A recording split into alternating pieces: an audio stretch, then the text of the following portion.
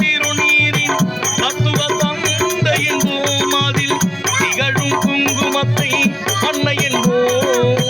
சந்தனம் மணக்குது கற்பூரம் ஜொலிக்குது கந்தகிரி கோவில் வந்தால் நன்மை நாம் நடக்குது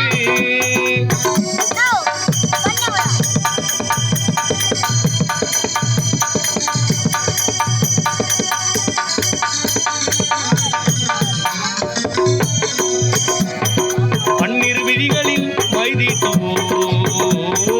பன்னிரு விழிகளில் நகை பூட்டுவோம் பன்னிரு விழிகளில் மைதீட்டுவோம் பன்னிரு தேவிகளில் நகை பூட்டுவோம் திருமார்பின் ஒளி வீசும் கவசமிட்டு தேன் தின்னும் முல்லை பூ மாலை காண்போம்